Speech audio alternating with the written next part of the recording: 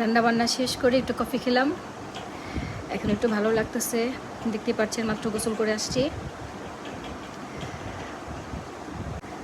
আজকে রান্না করেছি ভাত, রাইস কুকারে বসে দিয়েছি, ভাতের সাথে আলু সিদ্ধ দিয়েছি কারণ আলু ভর্তা করব। আর হচ্ছে বালাচাও, চিংড়ি শুটকির বালাচাও করেছি।